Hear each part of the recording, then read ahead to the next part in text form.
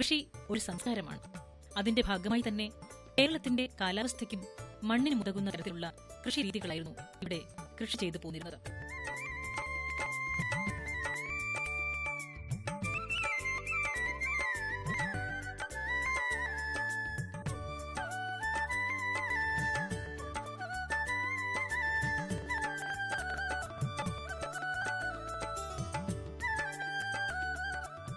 നാടൻ ഇനത്തിൽപ്പെട്ട തെങ്ങ് മുതൽ വാഴയും ചേനയും ചേമ്പും അടയ്ക്കമരങ്ങളും മറ്റ് പഴം പച്ചക്കറികളും ഇതിലുൾപ്പെടും.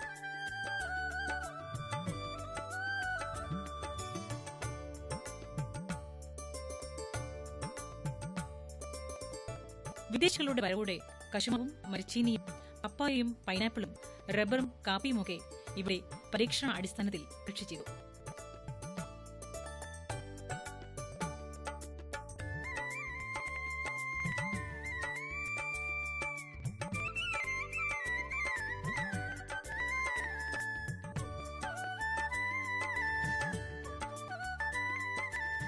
ഒരു വീടിനാവശ്യമായ കൃഷി എന്ന ആശയത്തിനപ്പുറം വാണിജ്യാടിസ്ഥാനത്തിലുള്ള കൃഷി എന്നത് സർവത്രികമായി.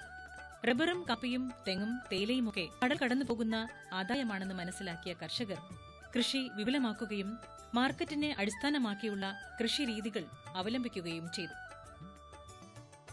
ഇതോടെ നമ്മുടെ നാട്ടിൻപുറ ചന്തകളും ചെറുകിട കർഷകരുടെയും എണ്ണം കുറഞ്ഞു വന്നു. നമ്മുടെ നാട്ടിൻപുറങ്ങളിൽ സുലഭമായി കിട്ടിക്കൊണ്ടിരുന്ന ജൈവ പച്ചക്കറികളുടെയും പഴങ്ങളുടെയും ലഭ്യത ഇല്ലാതായി.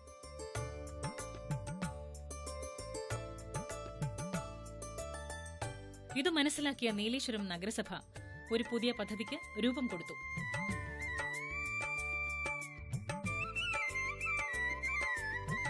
ജൈവ പഴം പച്ചക്കറി അനുബന്ധ കൃഷിയിലും ഉൽപാദനത്തിലും പൊതുജനങ്ങളിൽ അവബോധം സൃഷ്ടിക്കുക. അതുവഴി അപ്രത്യക്ഷമായി കൊണ്ടിരുന്ന നാട്ടിൻപുറത്തെ ഔഷധച്ചെടികൾ, നാടൻ വിത്തിനങ്ങൾ, ആഴ്ചച്ചന്തകൾ എന്നിവ തിരിച്ചു കൊണ്ടുവരിക എന്നതായിരുന്നു നഗരസഭയുടെ ആലോചന. ഇതിന്റെ ഭാഗമായി പൊതുജനങ്ങൾ, കർഷകർ, വിദ്യാർത്ഥി സമൂഹം, NGO സംഘങ്ങൾ, കൃഷി ഉൾപ്പെടെയുള്ള സർക്കാരിന്റെ വിവിധ ഡിപ്പാർട്ട്മെന്റുകൾ എന്നിവയെ കൂട്ടിയിണക്കി ഒരാഴ്ച നീണ്ടുനിന്ന ജൈവോത്സവം സംഘടിപ്പിച്ചു.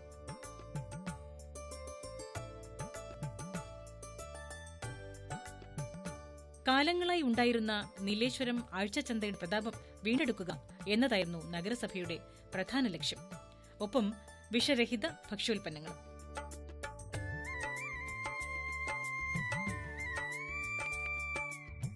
ഒരാഴ്ചക്കാലം നീണ്ടുനിന്ന ജൈവോത്സവത്തിന്റെ ഉദ്ഘാടന ചടങ്ങിൽ നഗരസഭാ chairman professor KP Jayarajan, doctor MV Govindan, VK Rasheeda, Ibrahim Parambath എന്നിവർ പങ്കെടുത്തു.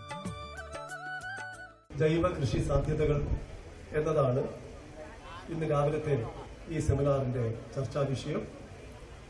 ആ വിഷയം കൈകാര്യം ചെയ്യുന്നതിന് വേണ്ടി പ്രഗത്ഭരായ വ്യക്തിത്വങ്ങൾ ഈ ചടങ്ങിൽ എത്തിച്ചേർന്നിട്ടുണ്ട്.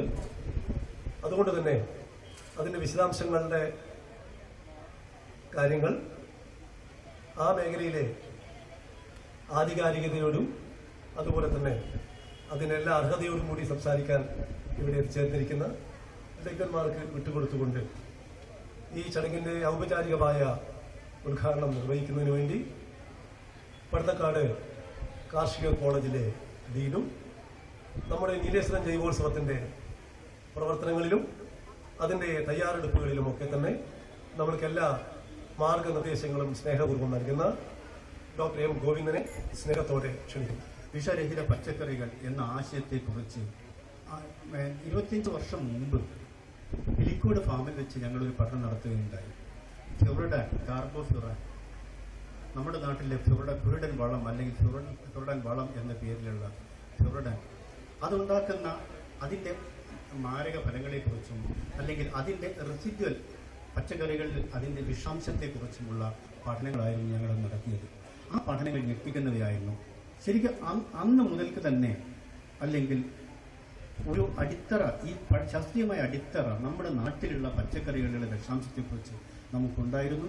അതിനെക്കുറിച്ച് പരിഷത്തും അതുപോലെ തന്നെ ജയരാജ് സാറിന്റെ സഹായം ഒത്തുചേർന്നുകൊണ്ട് എല്ലാവരും ഒരുപാട് ആ ആശയം അതായത് വിഷരഹിത പച്ചക്കറി എന്ന ആശയം ജനങ്ങളിൽ എത്തിക്കുവാൻ വേണ്ടി ശ്രമിച്ചിരുന്നു. അപ്പം ഇത്തരത്തിലുള്ള കൃഷി ചെയ്യുമ്പോൾ അതിന് വേണ്ടുന്ന വിത്ത് ഉൽപ്പാദനം ഈ രീതിയിൽ ശാസ്ത്രീയമായിട്ടുള്ള ഒരു കോർഡിനേഷൻ നടത്തിക്കൊണ്ട് നമുക്ക് പോകാൻ പറ്റും.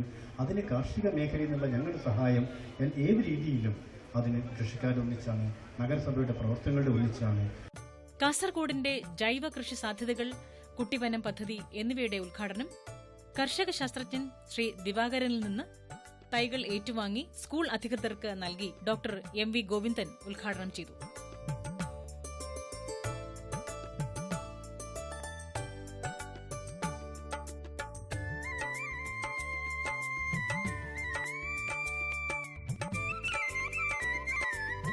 തുടർന്നുള്ള ദിവസങ്ങളിൽ ജനപ്രതിനിധികൾ, കൃഷിശാസ്ത്രജ്ഞർ, ഫോറസ്റ്റ് ഉദ്യോഗസ്ഥർ, ആരോഗ്യ പ്രവർത്തകർ, ധനകാര്യ സ്ഥാപനങ്ങൾ തുടങ്ങിയവയുടെ നേതൃത്വത്തിൽ സെമിനാറുകൾ, പ്രഭാഷണങ്ങൾ എന്നിവ നടന്നു. ജൈവോത്സവത്തിന്റെ പ്രധാനപ്പെട്ട ലക്ഷ്യം എന്ന് പറയുന്നത് പ്രതാപം നഷ്ടപ്പെട്ടു പോയ നീലേശ്വരത്തെ ആഴ്ച ചന്ത അതിൻ്റെ പ്രതാപത്തോടെ തിരിച്ചു പിടിക്കുക എന്നതാണ്. എല്ലാ വ്യാഴാഴ്ചയിലും നീലേശ്വരത്തൊരാഴ്ച ചന്ത വളരെ സജീവമായി പ്രവർത്തിച്ചിരുന്നു. ഗ്രാമങ്ങളിൽ നിന്നും ഗ്രാമാന്തരങ്ങളിൽ നിന്നും തലച്ചുമടുകളായി കർഷകരും കർഷക തൊഴിലാളികളും കാർഷിക വിഭവങ്ങൾ കൊണ്ടുവരികയും അത് ചന്തയിൽ ചെലവഴിച്ച് ഏറെ ആഹ്ലാദത്തോടെ തിരിച്ചു പോവുകയും ചെയ്യുന്ന വളരെ ചാരിതാർത്ഥജനകമായ ഒരു രംഗം കുറേ വർഷങ്ങൾക്ക് മുമ്പ് നീലേശ്വരത്ത് ഞങ്ങളൊക്കെ കണ്ടതാണ്. എന്നാൽ ആഴ്ചച്ചന്തയുടെ പ്രതാപം പുതിയ വിപണന തന്ത്രങ്ങൾക്കിടയിൽ എന്ന് വേണം പറയാൻ വേണ്ടി, പുതിയ വിപണന തന്ത്രങ്ങൾക്കിടയിൽ നമ്മുടെ നീലേശ്വരത്തെ ആഴ്ചച്ചന്തയുടെ പ്രതാപം നഷ്ടപ്പെടുകയും അത് ഏതാണ്ട് അന്യം നിന്നു പോവുകയും ചെയ്യുന്ന ഒരവസ്ഥ ഇപ്പോഴുണ്ട്. ഈ ജൈവോത്സവത്തിൻ്റെ തുടർച്ച എന്ന നിലയിൽ വ്യാഴാഴ്ചകളിൽ നടന്നിരുന്ന നീലേശ്വരം ആഴ്ചച്ചന്തയെ പുനർജീവിപ്പിച്ച് തിരിച്ചു കൊണ്ടുവരിക എന്നതും ഞങ്ങളുടെ വലിയൊരു ലക്ഷ്യമാണ്. അതുപോലെ തന്നെ ഈ ഒരാഴ്ച കഴിയുന്നതോടുകൂടിയിട്ട് ഈ സന്ദേശത്തിൽ നിന്ന് പിന്നോക്കം ഒരു കാരണവശാലും ഞങ്ങളാരും പോകരുത് എന്ന് ഞങ്ങൾ തീരുമാനമെടുത്തിട്ടുണ്ട്. അതിൻ്റെ ഭാഗമായി ഇന്നിവിടെ കുട്ടിവനം എന്ന് പറയുന്ന ഒരു പദ്ധതി ഉദ്ഘാടനം ചെയ്തു. നമ്മുടെ വിദ്യാലയ മുറ്റത്ത് പുതിയ തലമുറക്ക് മരം ഒരു വരമാണ് എന്ന് ബോധ്യപ്പെടുന്ന വിധത്തിൽ കുട്ടികളുടെ പങ്കാളിത്തത്തോടുകൂടി വിദ്യാലയ മുറ്റത്ത് വനം ഒരുക്കുക എന്ന് പറയുമ്പോൾ ആ കുട്ടിവനം പദ്ധതി ഒരു പുതിയൊരു സന്ദേശം നമ്മുടെ വിദ്യാലയങ്ങളിലും വിദ്യാലയ അന്തരീക്ഷത്തിലും രക്ഷാകർത്താക്കൾക്കും നൽകുകയാണ്. ജില്ലയിലെ നൂറുകണക്കിന് കർഷകരും കാർഷിക പ്രേമികളും ഇതിൽ പങ്കെടുത്തു. കേരളത്തിൽ ചിലപ്പോൾ ആദ്യമായിട്ടായിരിക്കും ഇത്തരമൊരു പരിപാടി സംഘടിപ്പിക്കുന്നത്. സാധാരണ തദ്ദേശ സ്ഥാപനങ്ങളെ സംബന്ധിച്ചിടത്തോളം ജനങ്ങളുടെ മനസ്സിലുള്ള ഒരു ചിത്രം എന്ന് പറയുന്നത് റോഡുകൾ നന്നാക്കുക, കുടിവെള്ളം, ശുചിത്വം തുടങ്ങിയ കാര്യങ്ങൾ മാത്രമാണ്.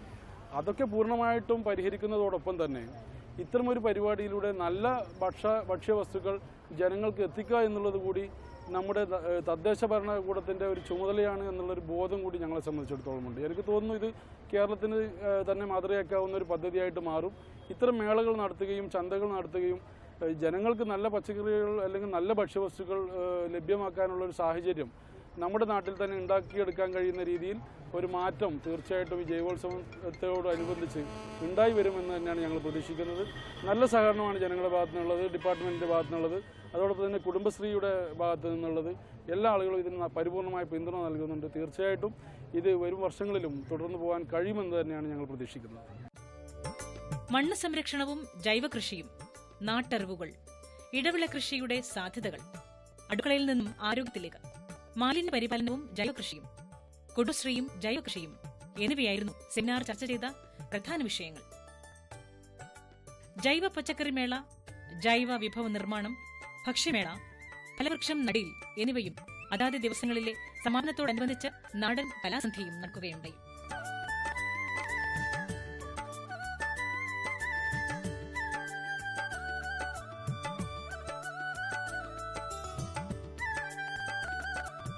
പ്രത്യേകിച്ചും ഈ ജൈവകൃഷി ചെയ്യുന്ന കർഷകർക്ക് വിപണി കിട്ടുന്നില്ല, വില കിട്ടുന്നില്ല, അങ്ങനെ ഒരുപാട് പ്രശ്നങ്ങൾ അവർ നേരിടുന്നുണ്ട്. അതേസമയം നല്ല ജൈവ ഉൽപ്പന്നങ്ങൾ എന്ത് വില കൊടുത്തും വാങ്ങാനായിട്ട് ഇതിന് ആവശ്യക്കാരും വളരെയേറെയുണ്ട്. അപ്പോൾ അവരുണ്ടാക്കുന്ന ഉൽപ്പന്നങ്ങൾക്ക് നല്ല വില കിട്ടുമെന്നുള്ള ഒരു സാഹചര്യം ഉണ്ടാക്കുന്നു. അതോടൊപ്പം മികച്ച ജൈവ ഉൽപ്പന്നങ്ങൾ കിട്ടാൻ വേണ്ടി ഈ നഗരത്തിലുള്ള നിവാസികൾക്ക് ഒരു സൗകര്യം ഒരുക്കുന്നു. ഈ ജൈവോത്സവത്തിൻ്റെ 4 ദിവസത്തെ വിജയം തെളിയിക്കുന്നത് ജൈവ ഉൽപ്പന്നങ്ങൾക്ക് മികച്ച വിപണിയുണ്ട്, കർഷകന് മികച്ച വില കിട്ടുമെന്ന് തന്നെയാണ്. അങ്ങനെ വരുമ്പോൾ ഞങ്ങളുടെ ഈ ജൈവോത്സവം നാളത്തേക്കുള്ളൊരു ചുവടുവെപ്പാണ്.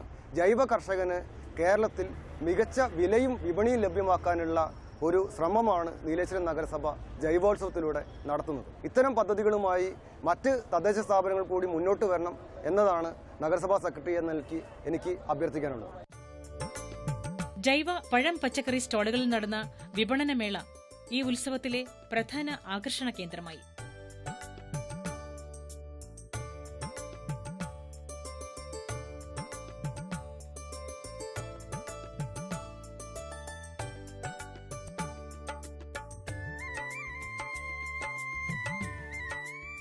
കാർഷിക സംസ്കാരം പുതിയ തലമുറയ്ക്ക് അന്യമായിക്കൊണ്ടിരിക്കുകയാണ്. കാർഷിക സംസ്കാരം പുതിയ തലമുറയെ പരിചയപ്പെടുത്തുകയും കൃഷിയിൽ നിന്നാണ് നമ്മുടെ ഉപജീവനം എന്നുള്ള തിരിച്ചറിവ്, പഴയകാലത്തെ നമ്മുടെ ജീവിത രീതികളൊക്കെ തന്നെ കർഷകരിൽ നിന്നാണ് ഉടലെടുത്തിരിക്കുന്നത്. ആ ഒരു ജീവിത രീതി പുതിയ കാലത്ത് എല്ലാം വിപണിയിൽ നിന്ന് കിട്ടുമെന്നുള്ള ഓൺലൈനായി നമുക്ക് എല്ലാ സാധനങ്ങളും വാങ്ങിക്കാൻ വേണ്ടി കഴിയുന്ന ഉപഭോക്തൃ സംസ്കാരം നമ്മുടെ നാടിനകത്ത് കടന്നു വരുമ്പോൾ പഴയകാലത്തെ ഓർമ്മപ്പെടുത്തുകയും കർഷകരെ ഏറെ സഹായിക്കുകയും ചെയ്യുക എന്നുള്ളതാണ് നമ്മുടെ ദൗത്യം. ഈ നാടിൻ്റെ നിലനിൽപ്പ് മണ്ണിൻ്റെയും വെള്ളത്തിൻ്റെയും വിഷാംശം കുറക്കുകയും അതുവഴി നല്ല ഭക്ഷണം കഴിച്ചുകൊണ്ട് നല്ല തലമുറയെ വാർത്തെടുക്കുക എന്നുള്ളതും നമ്മുടെ ഒരു ലക്ഷ്യമാണ്.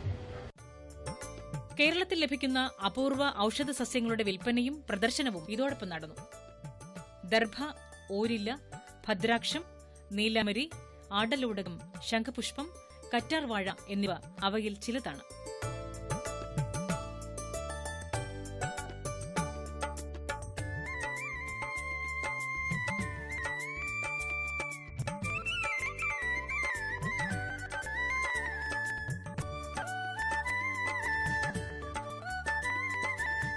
മേളയിൽ വിദ്യാർത്ഥികളുടെയും യുവജനങ്ങളുടെയും പങ്കാളിത്തം അതീവ ശ്രദ്ധ ആകർഷിച്ചു.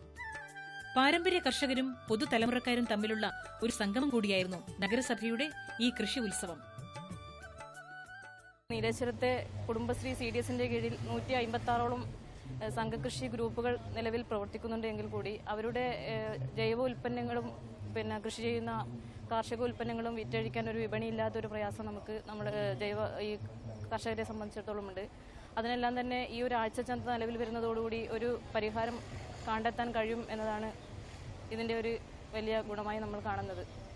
ഈ ഒരു ജൈവോത്സവത്തിന് കുടുംബശ്രീയുടെയും അതുപോലെ CDS, ADS, അയൽക്കൂട്ട് ഭാരവാഹികൾ എല്ലാവരും ഈ ഒരാഴ്ചക്കാലമായി വളരെ നല്ല രീതിയിലുള്ള സപ്പോർട്ടും സഹകരണവുമാണ് ഇവിടെയുള്ളത്.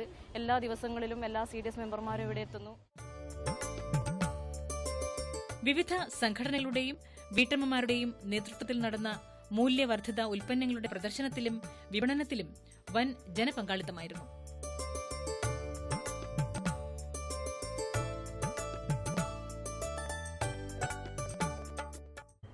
കർഷകർ ഉൽപ്പാദിപ്പിക്കുന്ന പച്ചക്കറികൾക്കും മറ്റുള്ള സാധനങ്ങൾക്കും നല്ല ഒരു വില ലഭിക്കുവാൻ ഈ ആഴ്ചച്ചന്ത ഉപകരിക്കും. അത് തർക്കമില്ല.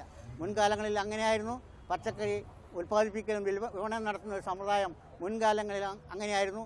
അത് വീണ്ടും തുടർന്നു പോകാൻ സാധിക്കുമാറ് ഈ സംരംഭം നല്ലൊരു സംരംഭമായി തീരട്ടെ എന്ന് ആശംസിക്കുന്നു. നാടിന് അന്യം നിന്നുപോയ ജൈവ കാർഷിക സംസ്കാരം പുതിയ തലമുറയ്ക്ക് കൈമാറുന്നതിൽ നീലേശ്വരം മറ്റ് നഗരസഭകൾക്ക് ഒരു മാതൃകയാവുകയാണ്.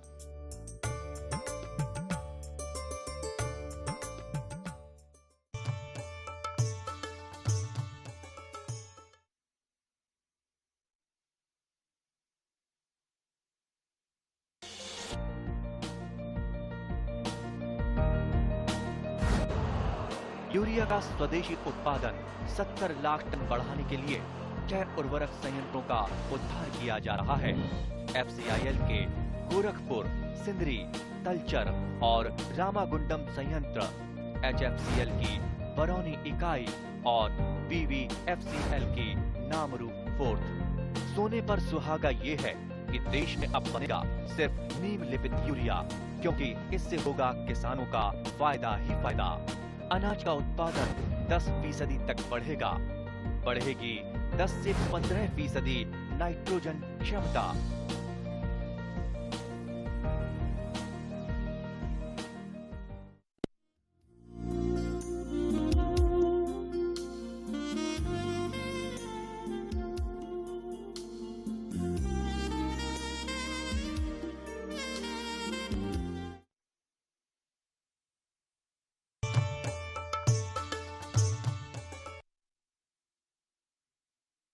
ദൂരദർശൻ കാർഷിക വാർത്തകളിലേക്ക് സ്വാഗതം. പ്രധാന വാർത്തകൾ. കൃഷി സിഞ്ചായി യോജന പദ്ധതി പ്രകാരം സൂക്ഷ്മ ജലസേചനത്തിന് സബ്സിഡി. മഴമറ നിർമ്മാണത്തിന് സാമ്പത്തിക സഹായം. ഹൈടെക് അടുക്കളത്തോട്ട നിർമ്മാണത്തിൽ പരിശീലനം.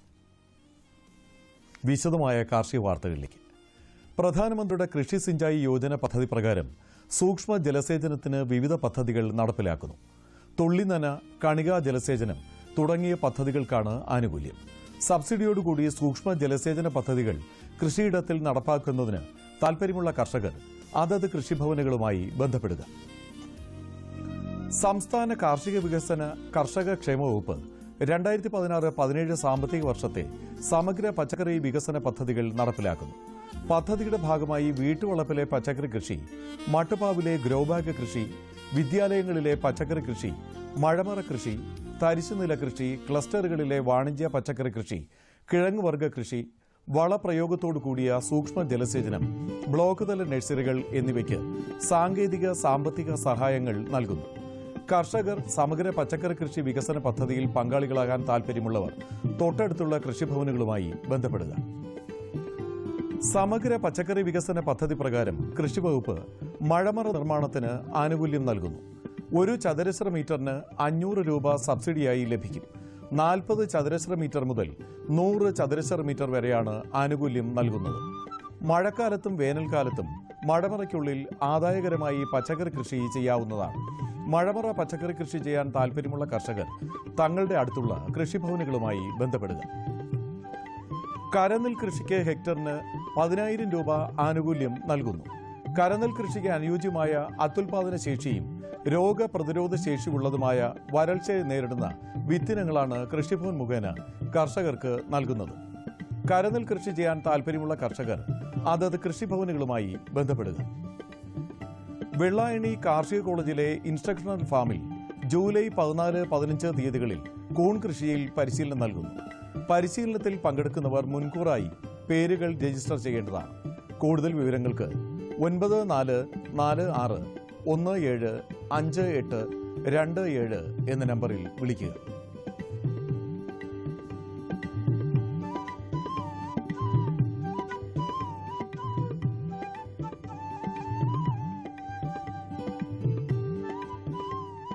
പച്ചക്കറി കൃഷിയിൽ സൂക്ഷ്മ ജലസേചനത്തോടൊപ്പം വളപ്രയോഗവും നടത്തുന്നതിന് ആനുകൂല്യം നൽകുന്നു. കുറഞ്ഞത് 50 സെന്റ് സ്ഥലത്ത് പച്ചക്കറി കൃഷി ചെയ്തിരിക്കണം. 30,000 രൂപ സബ്സിഡിയായി ലഭിക്കും. പദ്ധതിയുടെ വിശദാംശങ്ങൾ അറിയുന്നതിന് കർഷകർ അടുത്തുള്ള കൃഷിഭവനുകളുമായി ബന്ധപ്പെടുക. കേരള കാർഷിക സർവകലാശാലയുടെ വെള്ളാനിക്കര ഇൻസ്ട്രക്ഷൻ ഫാമിൽ ജൂലൈ 15-ന് ഹൈടെക് അടുക്കളത്തോട്ടത്തിന്റെ നിർമ്മാണവും പരിപാലനവും എന്ന വിഷയത്തിൽ പരിശീലനം നൽകുന്നു. 1 ദിവസത്തെ പരിശീലനത്തിൽ ഹരിതഗൃഹ ഹൈടെക് അടുക്കളത്തോട്ടത്തിന്റെ നിർമ്മാണം, multi tier grow bag setting, potting മിശ്രിതം ഉണ്ടാക്കുന്ന വിധം, വിത്ത് പരിപാലനം, വളപ്രയോഗം, രോഗകീട നിയന്ത്രണം, ജൈവവളങ്ങളുടെയും കീടനാശിനികളുടെയും നിർമ്മാണം, വിവിധ വിളകളുടെ പരിപാലനം എന്നീ വിഷയങ്ങളിൽ വിദഗ്ധർ ക്ലാസുകൾ നൽകും. പരിശീലനത്തിൽ പങ്കെടുക്കുന്നതിന് 7025498850 എന്ന നമ്പറിൽ വിളിക്കുക.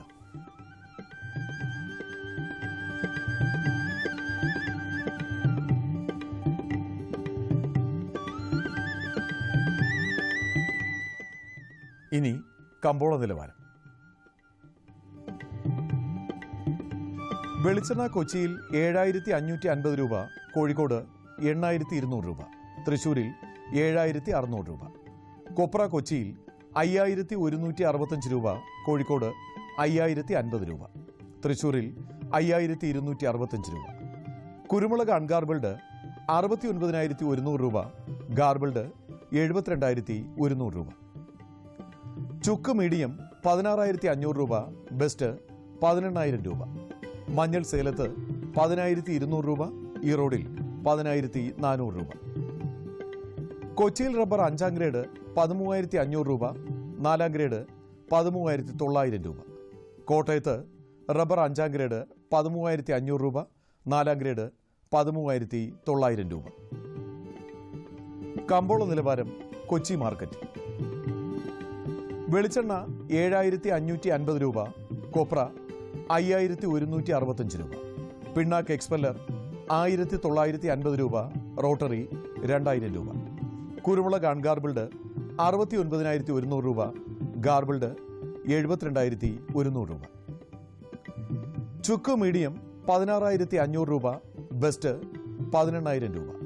മഞ്ഞൾ നാടൻ 11,500 രൂപ. അടയ്ക്ക പുതിയത് 18,000-നും 19,000-നും മധ്യേ. ജാതിക്ക തൊണ്ടൻ 150-നും 200-നും മധ്യേ. തൊണ്ടില്ലാത്തത് 250-നും 370-നും മധ്യേ. ജാതിപത്രി 450-നും 950-നും മധ്യേ. ഗ്രാമ്പു 745 രൂപ. റബ്ബർ RSS 5ാം ഗ്രേഡ് 13,500 രൂപ. 4ാം ഗ്രേഡ് 13,900 രൂപ. ഒട്ടുപാൽ 8,800 രൂപ. ലാറ്റക്സ് 9,200 രൂപ. കമ്പോള അവലോകനം. കുരുമുളക് വില 3 ആഴ്ചത്തെ ഇടവേളയ്ക്ക് ശേഷം ഉയർന്ന ഇടപാടുകൾക്ക് തുടക്കം കുറിച്ചു. കൊച്ചിയിൽ ഗാർബിൾഡ് കുരുമുളക് കിലോ 721 രൂപയിൽ എത്തി. വിലക്കയറ്റം പ്രതീക്ഷിച്ച് ഉൽപാദകർ കാര്യമായി ചരക്ക് വിൽപ്പനയ്ക്കിറക്കിയില്ല. വിദേശ വ്യാപാര രംഗം തളർച്ച നേരിടുന്നു. കൊച്ചി ലേലത്തിൽ ഏലക്ക വീണ്ടും ശ്രദ്ധിക്കപ്പെട്ടു. കയറ്റുമതിക്കാരും ആഭ്യന്തര വ്യാപാരികളും ഏലക്ക ശേഖരിക്കാൻ മത്സരിച്ചതോടെ മികച്ച ഇനങ്ങൾ കിലോ 1,217 രൂപയായി ഉയർന്നു. മൊത്തം 49 ടൺ ചരക്ക് കൈമാറി. റബ്ബർ അവധി വിപണിയിലെ തളർച്ച കണ്ട് ടയർ കമ്പനികൾ ഷീറ്റ് വില കുറയ്ക്കാൻ ശ്രമിച്ചു.